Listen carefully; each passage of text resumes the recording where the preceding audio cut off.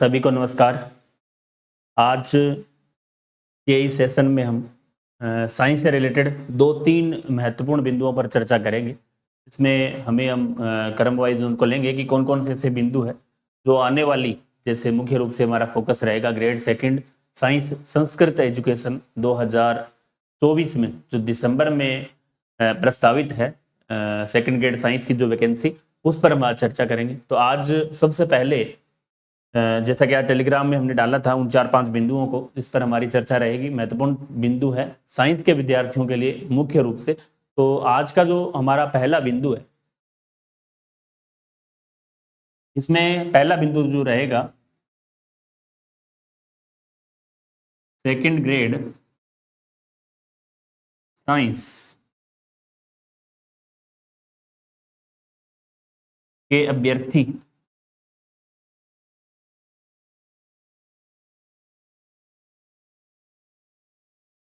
बार-बार असफल क्यों होते हैं?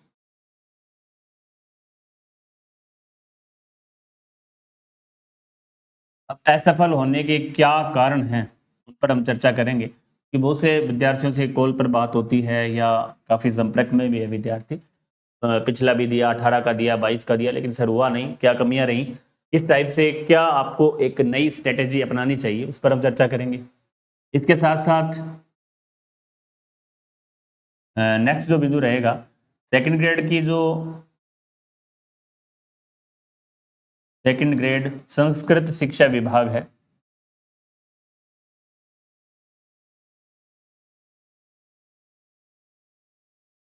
उसका सेफ स्कोर क्या रह सकता है? आपको किस टाइप से एक टारगेट लेकर चलना चाहिए? क्या सेफ स्कोर रहेगा? इसके साथ-साथ साइंस सेकंड ग्रेड में सेल्फ स्टडी जिसको हम स्वयं अध्ययन भी बोल सकते हैं,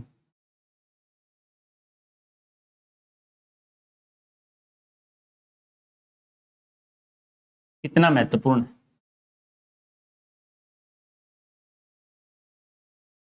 मतलब कि हम केवल कोचिंग पर ही बेस ना रहें, सेल्फ स्टडी भी काफ़ी महत्वपूर्ण है। इसके साथ-साथ चौथा जो हमारा आज का बिंदु रहेगा, पहले बिंदु पर हमने चर्चा की है कि सेकंड ग्रेड साइंस के जो अभ्यर्थी हैं, बार-बार असफल क्यों होते हैं? क्या कारण है? किस टाइप से उनको एक नई स्ट्रैटेजी अपनानी चाहिए? और इसी तरह ग्रेड साइंस संस्कृत शिक्षा विभाग का जो सेफ स्कोर है दिसंबर में जो आयोजित परीक्षा है, उसका जो सेफ स्कोर है, क्या रह सकता है? इसके साथ-साथ साइंस में सेल्फ स्टडी कितनी महत्वपूर्ण है? ये हमारा आज के विषय का तीसरा पॉइंट है। इसी के साथ-साथ चौथा पॉइंट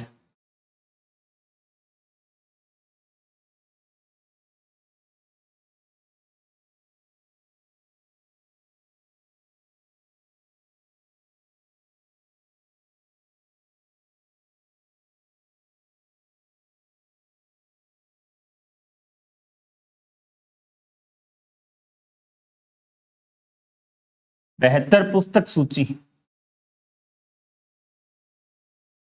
बार-बार इस पर हमारा फ़ोकस रहता है, बताया भी है कि आपको इसमें किस टाइप से पढ़ना चाहिए, बार-बार बता चुके हैं, फिर भी इस पे चर्चा कर लेंगे। आज के इस सेशन में हम 4 महत्वपूर्ण बिंदुओं पर पॉइंट पर चर्चा करेंगे। इस टाइप से यदि आप साइंस के अंदर तैयारी कर रहे हैं, तो आपको इन चीज़ों का विशेष ध्यान रखना चाहिए, क्योंकि साइंस सेकंड ग्रेड से पिछले मैं 5-6 साल से वाकिफ़ हूँ। 2016 सेकंड ग्रेड दिया था, 18 दिया उसके बाद 22 से भी बहुत से विद्यार्थी हमारे से चयनित भी हुए। तो इस तरह से लेकर ज़्यादा अनुभव तो नहीं है, लेकिन 5-6 साल का अनुभव है। तो हम इतना इस अनुभव के माध्यम से आपसे अपने जो विचार है वो साझा कर रहे हैं। हो सकता है आपको ये विचार समझ में आए, नहीं भी आए, लेकिन आप प्रयास ये करें कि समझ में आए आपको और वास्तव में आप इस स्ट्रैटेजी से, इस रणनीति से यदि प्रयास करेंगे तो आपको निश्चित रूप से सफलता मिलेगी और आपका समय बचेगा और सही दिशा में आपके जो कदम हैं आगे बढ़ेंगे। तो हम पहला पॉइंट आज स्टार्ट कर रहे हैं कि सेकंड ग्रेड साइंस के जो अभ्यर्थी हैं, बार-बार असफल क्यों होते हैं?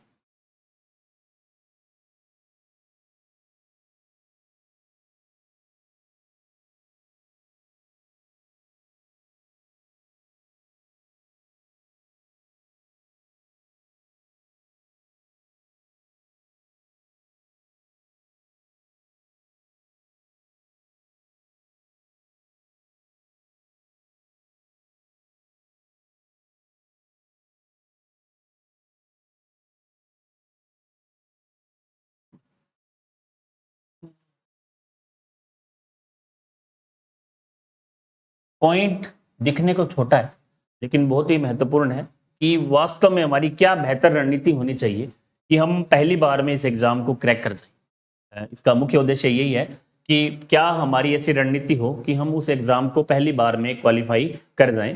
तो इसके लिए एक बिंदु नहीं है, बहुत सी समग्र स्थिति है कि हम उन पॉइंट्स को देखेंगे कि हम असफल होते क्यों।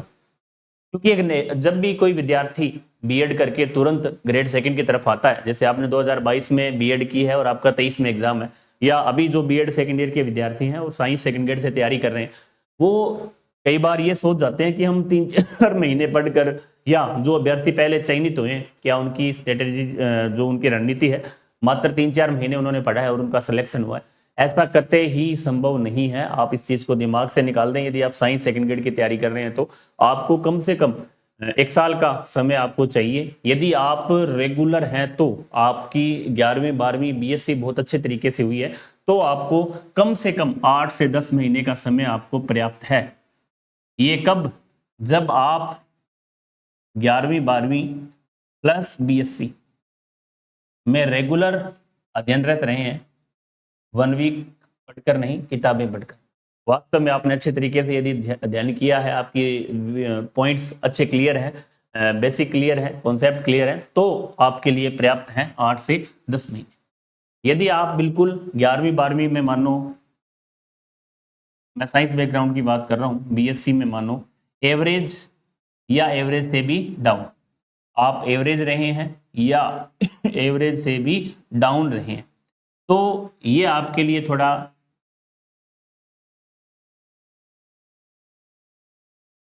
धैर्य वाला है। आपको यहाँ धैर्य बढ़ाने की आवश्यकता है। आपको कम से कम आप मानकर चलें इन कॉन्सेप्ट को क्लियर करने में, क्योंकि हमें 11वीं 12वीं की बुक्स भी पढ़नी है, केमिस्ट्री भी है, फिजिक्स भी है, बायो भी है, इसी तरह टीचिंग मेथड है, बीएससी है। इन चीज़ों को क्लियर करने में हमें कम से कम 1.5 साल, कम से कम आप मानकर चलें हमें 1.5 साल का समय लगता है।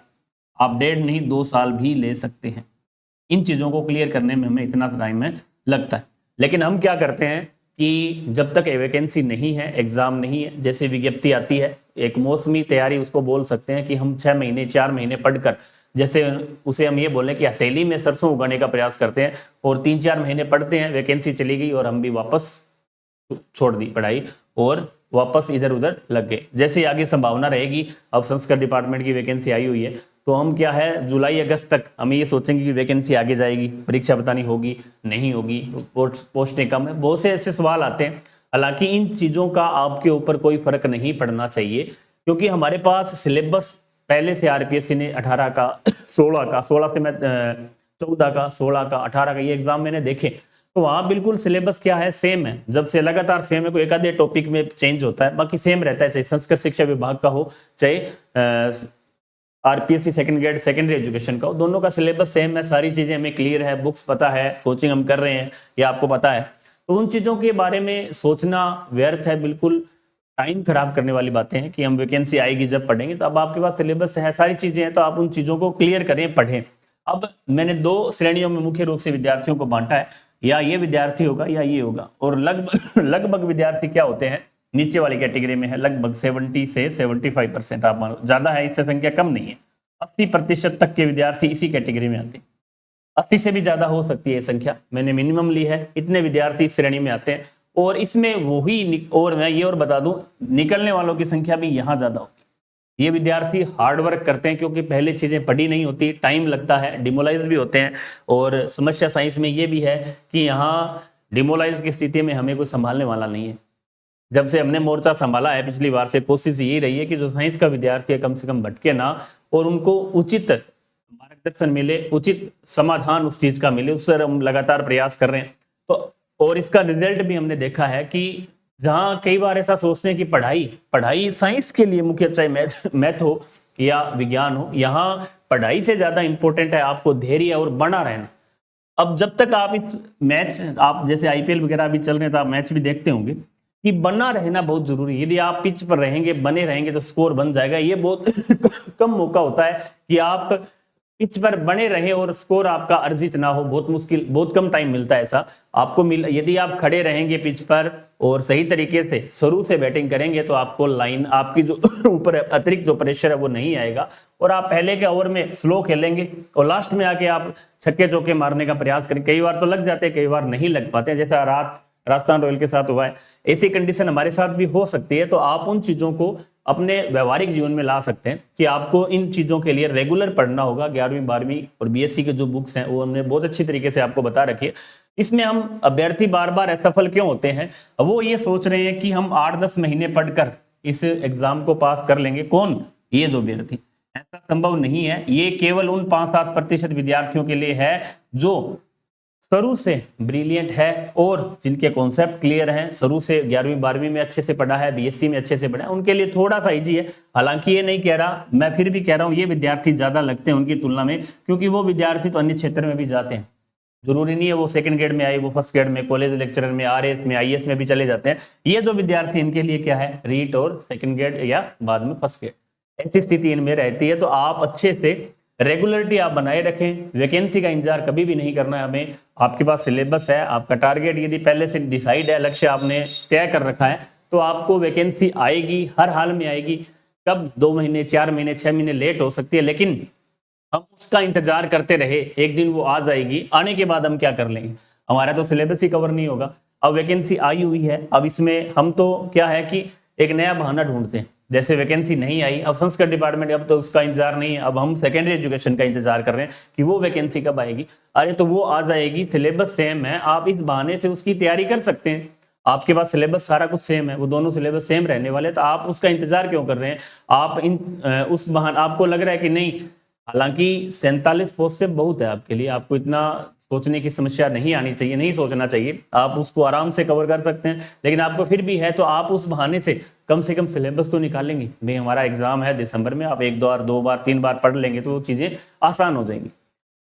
अब ऐसा, इसके अलावा अब हमें क्या है कि इन चीजों को पढ़ने की आदत सी नहीं है। हम जिस तरीके से पिछले हमारे जो 5-6 साल रहे हैं, आप साइकोलॉजी में भी आदत पढ़ते होंगे, लास्ट यूनिट है हैबिट। तो आदत जब आदत में हमारे ये जब आ जाएगा, उस समय हमें इतनी समस्याएं नहीं आएगी। जब आप रेगुलरिटी बनाएंगे, टाइम टेबल बनाएंगे 10 घंटे 8 घंटे का, तो ये धीरे धीरे ये चीजें हैं जो समझ में आ जाएंगी। क्योंकि इतना बड़ा सिलेबस भी नहीं है कि हम इसे समझ नहीं पाएंगे, आराम से समझ सकते हैं। थोड़ा सा टाइम पीरियड आपको चाहिए। आप कोचिंग भी कर रहे हैं, सेल्फ कर रहे हैं या टेस्ट में दे रहे हैं, किस भी तरीके से आप इसको मैनेज करना है। आपको रेगुलरिटी आपको बनाए रखनी, नियमितता यदि आप बनाए रखेंगे तो 101% आपको इसमें सफलता है जो मिलेगी। तो इसमें असफल होने का जो कारण है वो यही है कि हम नियमितता हमारे पास नहीं है। हम एग्जाम जो डेट है उसका इंतजार करते हैं, वैकेंसी का इंतजार करते हैं, और जब वैकेंसी आ जाती है तो हम 2-3 महीने पढ़ते हैं। और आपको पता है कि 2-3 महीने में ये पूरा जो सिलेबस नहीं हो पाता, या जैसे इसके बीच में कोई रीट वगैरह की वैकेंसी आती है तो हम इसको क्विट भी कर देते हैं, छोड़ देते हैं। इस कारण से अभ्यर्थी हैं जो ज्यादातर असफल होते हैं, उनका मुख्य कारण यही है असफल होने का कि उनका एक तो मार्गदर्शन बिल्कुल नहीं है। मार्गदर्शन भी इसका महत्वपूर्ण पार्ट है। आपको मार्गदर्शन समय समय पर मिल रहा है। आप बहुत सौभाग्यशाली हैं कि आज की इस यूट्यूब दुनिया में बहुत से हमारे जैसे साथी हैं जो आपको मार्गदर्शन दे रहे हैं। पहले 2018 से पहले आप मानकर चलें कि ऐसा कोई यूट्यूब चैनल नहीं था। कोरोना के बाद बहुत से ऐसे प्लेटफॉर्म आए जिनका आप सदुपयोग कर सकते हैं, उपयोग करके यहाँ तक है जो पहुंच सकते हैं। तो ये इसके जो मुख्य कारण है, आपको इन चीजों को इग्नोर करते हुए अपनी पढ़ाई है उसको रेगुलर रखना है। ऐसा कोई नियम नहीं है कि इनका नहीं होगा या इनका होगा। आप रेगुलर अध्ययन करेंगे तो मैंने ऐसे ऐसे विद्यार्थी देखे हैं जिनके 12वीं में 10वीं में 50% से भी कम है, साइंस सेकंड ग्रेड में जिनका चयन हुआ है उच्च रैंक से, ऐसे विद्यार्थी भी हैं। तो आप ये मत सोचें कि हमारे इतने परसेंट कम है, उनका कोई लेना देना नहीं। आप अब करंट में कितना पढ़ रहे हैं वो चीजें महत्वपूर्ण है। आपने पहले से कितना ही अच्छे से पढ़ाई की हो, हालांकि वो चीजें काम में आती हैं, आपको उनका लाभ होगा, सकारात्मक होगा लाभ, सकारात्मक लाभ उसका होगा, सकारात्मक अधिगम जिसको बोलेंगे। लेकिन यहाँ उनको थोड़ी सी हार्डवर्क या मेहनत करने की आवश्यकता है। आप थोड़ी सी मेहनत उनसे ज्यादा करेंगे तो निश्चित रूप से आप है जो सफल होंगे। इस पॉइंट में बहुत सी हमने सही तरीके से इसकी व्याख्या करने का प्रयास किया है। तो आप इस चीजों को छोड़ दें, निश्चित रूप से आपको सफलता मिलेगी। आप पॉजिटिव रहें अपने लक्ष्य के प्रति, तो आप अगली आने वाली जो वैकेंसी उसमें निश्चित रूप से सफल होंगे। अब नेक्स्ट हम पॉइंट पर बात करें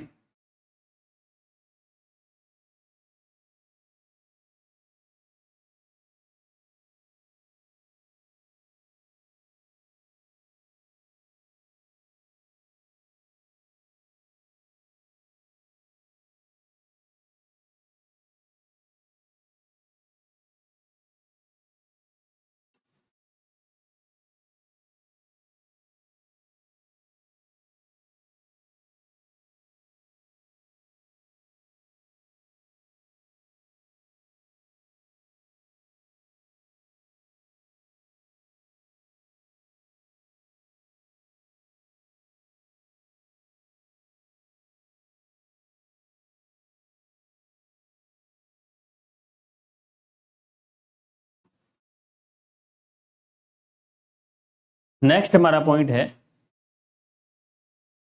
कि जो साइंस में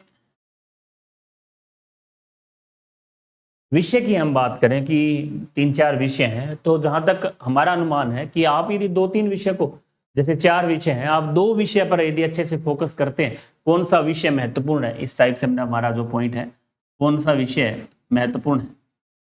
हालांकि विषय सभी अपने आप में महत्वपूर्ण है, लेकिन जो सेकेंड स्टेज के लोग हैं, जिनका बेसिक कॉन्सेप्ट क्लियर नहीं है, उनके लिए ये पॉइंट महत्वपूर्ण है कि आपको कोई 2 विषय आपको जो अच्छे लग रहे हैं, 3 विषय की मैं बात कर रहा हूँ, फिजिक्स, केमिस्ट्री, बायो की टीचिंग मेथड जरूरी है, सबके लिए महत्वपूर्ण है, आपको उसको तो पढ़ना ही पढ़ना है। इसके अलावा आप बायो केमिस्ट्री या आप केमिस्ट्री फिजिक्स भी हैं तो भी इनमें यदि आप अच्छे से फोकस कर लेते हैं, पहले आपको किसी भी 2 विषय के ऊपर पकड़ बनानी है। इसके लिए आप राजस्थान बोर्ड की बुक हमने बहुत बार बता रखा है, उनको आप अच्छे से कवर कर लें। ऑब्जेक्टिव क्वेश्चन आप जितने हो सकते हैं पुराने एग्जाम में आए उनको आप देखें, और बार बार उन्हीं चीजों को आपको दोहरान करना है। आपके कोचिंग के जो नोट्स हैं उनको भी आप पढ़ सकते हैं। इसके साथ साथ बायोकेमिस्ट्री आप पहले कोचिंग के नोट्स से पढ़ रहे हैं तो वो पढ़ो, उसके बाद आप राजस्थान बोर्ड की बुक है जो उसको देख सकते हैं, उसके महत्वपूर्ण पॉइंट्स आप उन्हीं नोट्स के अंदर नोट कर सकते हैं। इसके अलावा पुराने एग्जाम में आए हुए प्रश्न काफी बार हम कह रहे हैं, उस पर ऑब्जेक्टिव बुक पर हमारा कार्य चल रहा है, और बहुत जल्द उसमें प्रयास यही है कि मंगलवार या सोमवार तक उसकी जो एक मास्टर कॉपी है उसको हम बोर्ड पर आपको समझाने का प्रयास करेंगे, एक तरह से कि इस प्रकार की हमारी जो बुक है वो रहने वाली। उसमें लगभग आपको हर एक टॉपिक में लगभग 150 क्वेश्चन के आसपास क्वेश्चन मिलने वाले हैं, 150 हर एक टॉपिक वाइज।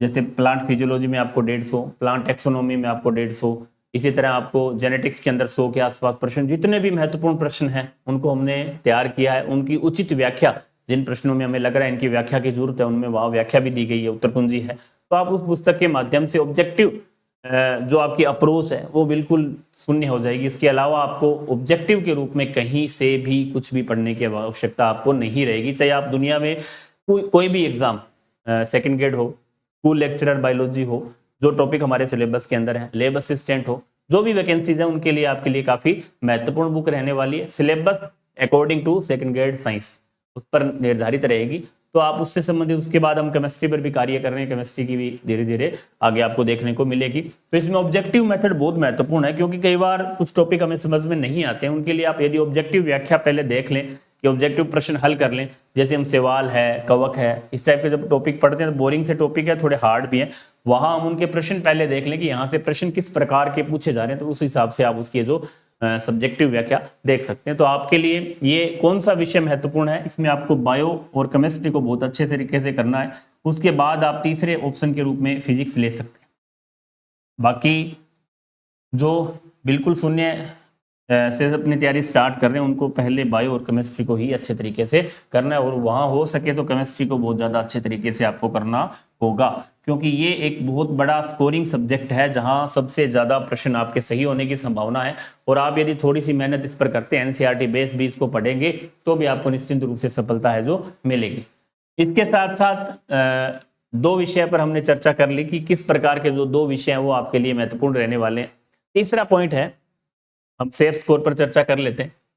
अब हालांकि सेफ स्कोर एग्जाम से पहले कोई सेफ स्कोर नहीं होता है, लेकिन फिर भी आपके काफी सवाल थे ऐसे, उन पर भी आप चर्चा करें, और ये चर्चाएं हमारे अनुभव के आधार पर की जा रही है, तो लगभग आप ये मानकर चलें कि सटीक व्याख्या हम इसकी करेंगे, और आपको यही लगभग स्कोर आसपास आपको वहां देखने को मिलेगा। पिछले 3-4 पेपर हमने देखे किस टाइप से ही पेपर का जो पैटर्न रहा है, वहां लगभग आपको उतने प्रश्न यदि आप सही कर लेते हैं तो लगभग आप निश्चित रूप से सफल हो सकते हैं। तो इसमें हम बात करें, टोटल स्कोर हमारा रहेगा 500 का, जिसमें हमारा फर्स्ट पेपर 200, सेकंड पेपर हमारा रहेगा 300, और हमें मिलाकर कितने लाने हैं, 500 नंबर लेके। अब यहाँ हम फर्स्ट पेपर में यदि प्रयास करें तो हम 60 के आसपास आराम से पहुंच सकते हैं, मतलब 60 क्वेश्चन हमारे हैं जो सही हो सकते हैं। हम ये बात कर रहे हैं नंबर की, और नीचे हमारे क्या है, क्वेश्चन। ये नंबर है, ये भी नंबर है, और ये भी। अब क्वेश्चन, इसका मतलब दुगना नंबर आप निकाल सकते हैं। क्वेश्चन हमारे 60 प्रश्न आप आराम से सेकंड ग्रेड साइंस के अंदर फर्स्ट पेपर के अंदर आप कर सकते हैं। अब हम सेकंड पेपर की तरफ बढ़े तो आप मिनिमम भी करके लेके चलें। तो जैसे हम एक साधारण रूप से देखें, बायोकेमिस्ट्री भी आप मान लो कर रहे हैं, तीसरा आप टीचिंग मेथड कर, हम यदि बायो को जैसे 30 प्रश्न, लगभग 30 और लगभग 15, हम ये औसत लेकर चल रहे हैं। यदि आप अच्छे से ढंग से पढ़ रहे हैं तो ये हमारा आंकड़ा पहुंचता है 75। अब 75 और 60 हमारे जीके के, 7 और 6 13, हमारे प्रश्न हो रहे हैं 135 और 135 का मतलब है 270। ये आंकड़ा हमने निकाला है केवल हमारी तरफ से, हालांकि इस टाइप से ही आपको अपना लेकर चलना है। आप जीके में बढ़ा सकते हैं, लेकिन मिनिमम क्राइटेरिया आपको 60 का रखना है। 60 यदि आपके सही होते हैं तो आप आराम से, अब बायो में जैसे आपके हो सकते हैं 28 हो जाए, यहाँ आपके हो सकते हैं 28 हो जाए और यहाँ आपकी 14 भी हो जाए, तो भी अब फिर भी हम इसमें मिनिमम हमारा स्कोर लेकर चलें तो जहां तक मेरा अनुमान है 250 प्लस यदि आपका स्कोर है तो आप उस श्रेणी में आ जाते हैं, सिलेक्शन वाली श्रेणी के अंदर। लेकिन फिर भी हमें जो टारगेट है वो 280 का लेके चलना है, 270 का, सॉरी 270 नंबर हम आराम से प्राप्त कर सकते हैं। इसका टारगेट हमें लेके ही चलना है और ये हमारी तरफ से सेफ स्कोर है। 270 नंबर यदि आपके आते हैं तो आप निश्चिंत रूप से इस एग्जाम में सफल होंगे। ये हम लिखित में आपको दे सकते हैं। लिखित में देने का मतलब है कॉन्फिडेंस के साथ कह सकते हैं कि 270 अंक, और इस टाइप से आप आराम से, ये भी कोई भारी गणना नहीं है। 30 प्रश्न बायो में, 30 केमिस्ट्री में, यहाँ प्रश्न पूछे जाते हैं 43 या 45 यहाँ 43 या 45 और यहाँ 20, तो यहाँ 15-15 प्रश्न हमने कम किए हैं। निश्चित रूप से आप 75 प्रश्न, और फिजिक्स भी कुछ लोग करते हैं तो हमने उसको तो बिल्कुल रखा भी नहीं है। तो इसमें भी आप यदि चाहें तो 1 2 5 जितने भी आपके सही होते हैं उसको जोड़ सकते हैं। तो 150 में से, आप इतने टाइम से तैयारी कर रहे हैं, 150 में से 75 क्वेश्चन सही करना मेरे आइडिया से कोई बड़ी नहीं है। आराम से आप इतना कर सकते हैं। और आप इस तरीके से, हम भी लगातार आपको मोटिवेशन के माध्यम से, कहने का मतलब, हमारा मार्गदर्शन करने का मतलब यही है, क्योंकि कई बार हमें ऐसा लगता है कि मुझे तो लग रहा है कि मेरा सिलेक्शन नहीं होगा, ऐसे विचार कई बार आ जाते हैं, लेकिन आने नहीं चाहिए, क्योंकि इतना कंपटीशन बहुत कम है। साइंस के अंदर कंपटीशन नाम की चीज ही नहीं है, लोग पढ़ नहीं रहे हैं। आप ये मानकर चलें, गिनी चुनी कोचिंग संस्थान साइंस में कार्य कर रही है राजस्थान के अंदर, इनमें हमारा भी नाम है। तो आप निश्चिंत रूप से, इतना आइडिया लग जाता है इतने विद्यार्थियों से जुड़ने के बाद कि इससे ज्यादा मुझे लग नहीं रहा कि स्कोर रहने वाला है। निश्चिंत है ये, आप इसको टारगेट बनाकर आज से ही, यदि आपने आज भी तैयारी स्टार्ट नहीं की और आपको लग रहा हो कि 270 कितने के हैं, 500 में से 270 मतलब 55% मेरिट, हाँ बिल्कुल ये सही है। इससे ज्यादा कहीं भी नहीं जाएगी। आप इतना स्कोर आपका है तो निश्चित रूप से आप है जो सफल। अगला हम पॉइंट देखें, ये हमारा सेव, केवल इस पॉइंट का उद्देश्य हमारा यही था कि आपको किस टाइप से, थोड़ा सा कई बार ऐसा हो जाता है कि हमारा में तो 300, 350, 400 नंबर लाने पड़ेंगे, ऐसा नहीं है। आप इस बहाने से भी अपनी जो तैयारी है उसको आगे बढ़ा सकते हैं। तो इसमें हम आगे पॉइंट देखें। इसके अलावा एक थोड़े से पॉइंट की हमने ये भी चर्चा की थी कि सेल्फ स्टडी कितनी महत्वपूर्ण है, बहुत महत्वपूर्ण है। कई बार हम क्या है कि मैंने विद्यार्थियों को देखा है, हमारे पास भी जो विद्यार्थी आते हैं कि सर हमने पहले उत्कर्ष से कोचिंग कर ली, फिर हमने कलाम से कर ली, फिर फलाना से कर ली, और हम अब उनसे कोचिंग हमने ऑनलाइन ले रखा है, हम टेस्ट दे रहे हैं। तो इस चीजें मैं बहुत बार बताता हूँ कि कोचिंग केवल एक बार, जीवन में केवल एक बार, चाहे आप कहीं से भी कर लें, उसके बाद सेल्फ स्टडी, आपका जो स्वयं अध्ययन है वो ही काम आएगा। आप कोचिंग कितनी भी बार कर लो, आप जाओगे हर बार आपको वही चीजें देखने को मिलेगी, आपका ज्ञान वहीं रुका है। आप उन चीजों को याद करें। आपने कोचिंग कर ली, पढ़ लिया, वो डिपेंड नहीं है, आपको याद कितना हुआ वो महत्वपूर्ण है। सेल्फ स्टडी का मतलब है आप बार बार उन चीजों को दोहराएं, बार बार लिख लिख कर याद करें। चीजें जब दिमाग में सेट होगी तभी हमारा सिलेक्शन होगा। दिमाग में चीजें नहीं बैठ रही हैं, आप कोचिंग 10 बार जाओ, 15 बार जाओ, उससे कोई फर्क नहीं पड़ेगा। ऑब्जेक्टिव निकालो, और ऑब्जेक्टिव के साथ साथ थ्योरी को इस टाइप से आपको सेट करना है।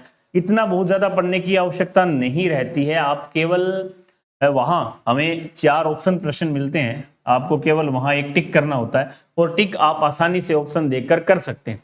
लेकिन हम क्या है कि हमारा जो पढ़ने का तरीका है उसको आपको बदलना होगा, क्योंकि हम पहले से केवल थ्योरी पढ़ते आ रहे हैं, रटते आ रहे हैं। आप सिलेबस को देखें, किस प्रकार के प्रश्न कहाँ से बार बार एग्जामिनर पूछ रहा है, प्रश्न किस टाइप के आ रहे हैं, तो आप उन चीजों को यदि समझेंगे तो आप आराम से, ऑब्जेक्टिव मेथड यहाँ बहुत महत्वपूर्ण है कि आपको प्रश्न करने कैसे हैं, हल कैसे करने हैं, प्रश्न आ कैसे रहे हैं, इन चीजों को आपको समझना है। साइंस में मैं मुख्य रूप से बात कर रहा हूँ, और अन्य सब्जेक्ट में तो ऐसा नहीं है, लेकिन साइंस में यदि आप बेहतर ढंग से उस पेपर को हल नहीं कर पा रहे हैं, बेहतर ढंग से उस पेपर को समझ नहीं पा रहे हैं, तो आप उस रेस से बाहर हैं। आपको पढ़ाई से ज्यादा महत्वपूर्ण है पेपर को हल करने का तरीका, पेपर के पैटर्न को समझने का तरीका, पेपर में किस प्रकार के प्रश्न आ रहे हैं उनको समझने का तरीका। ये चीजें आप सेल्फ स्टडी करेंगे तब ही पता चलेगी, क्योंकि कई चीजें हमें छोड़नी भी होती है। ऐसा नहीं है कि सारी चीजें रटनी है। आप पेपर को देखें, पेपर में, पुराने पेपरों में किस प्रकार के प्रश्न आए हुए हैं, हम उस टॉपिक को पढ़ रहे हैं तो बहुत सी ऐसी चीजें हैं कि वो टॉपिक में प्रश्न नहीं आते,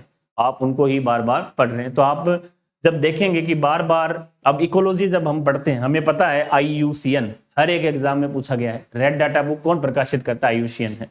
स्वस्थाने बहिर्स्थाने कंजर्वेशन ऑफ बायोडाइवर्सिटी, बायोडाइवर्सिटी का जो कंजर्वेशन है कितने प्रकार का होता है। स्वस्थाने में क्या उदाहरण है, आप स्वस्थाने के उदाहरण याद कर लें। बोटनिकल गार्डन है, बायो रिजर्वेशन है, इसके अलावा राष्ट्रीय उद्यान है, अभ्यारण्य है। ऐसे आप एक टाइप को याद करके दूसरे को आप आसान बना सकते हैं। प्रदूषण में से प्रश्न पूछे जाते हैं, कैडमियम की कमी से कौन सा रोग होता है, वायु प्रदूषण है। इसके अलावा ग्रीन हाउस गैसें कौन सी हैं। इस प्रकार से हर बार प्रश्न वहीं से आ रहा है। इसके अलावा पिरामिड्स हैं, पिरामिड कितने प्रकार के होते हैं। ऊर्जा का पिरामिड हमेशा सीधा होता है। जैव भार का पिरामिड पौधों का होगा जो कैसा होगा, जलीय पिरामिड कैसा होगा। इस प्रकार के प्रश्न आपको कॉन्सेप्ट समझने हैं कि प्रश्न आ कहां से रहा है। वहां से यदि आप करेंगे तो निश्चित रूप से आप उसकी भाषा को समझ पाएंगे। हमें ऐसी चीजें नहीं पढ़नी है जो हमारे सिलेबस में नहीं है और प्रश्न जहां से नहीं पूछे जा रहे। कोई भी टॉपिक आप देखें तो उनको इस तरीके से पढ़ें। गहन अध्ययन भी उन्हीं टॉपिकों का करना है जहां से एग्जाम में प्रश्न पूछे जाते हैं। तो उन टॉपिकों का हमें ज्ञान नहीं बढ़ाना है, केवल यहाँ सिलेक्शन करवाना है। सिलेक्शन होने के बाद आप ऑटोमेटिक ज्ञानी बन जाएंगे। आपसे लोग पूछेंगे कि हम तैयारी कैसे करें, लेकिन जब तक आपके पास से कितना भी ज्ञान हो, कितने भी आप पढ़े लिखे हो, आपको नॉलेज है सब्जेक्ट का, आपको बहुत कुछ आता है, केमिस्ट्री के ज्ञाता है, फिजिक्स के ज्ञाता है, लेकिन आपसे कोई नहीं पूछेगा, कोई राय नहीं लेगा, और आपकी जो ज्ञान है वो बाहर भी नहीं दिखेगा। बाहर कब दिखेगा? जब आप चयनित होंगे। तो आपको ज्ञान नहीं बढ़ाना है, ज्ञान बढ़ाने के लिए आपके पास काफी समय आएगा। अब तो हमें केवल क्या लेना है? सिलेक्शन लेना है। तो इन चीजों को आपको विशेष तौर से फोकस रखना है। तो आज के विषय में, आज के इस वीडियो के अंदर उन्होंने बहुत सी चीजों को सीखा है, प्रयास किया है। आगे भी हम इसी तरीके से साइंस सेकंड ग्रेड में मार्गदर्शन है जो आपका करते रहेंगे। और आज के लिए बस इतना ही। नेक्स्ट वीडियो में फिर हम आपसे मुलाकात करेंगे। जब तक के लिए जय हिंद, जय भारत, जय राजस्थान।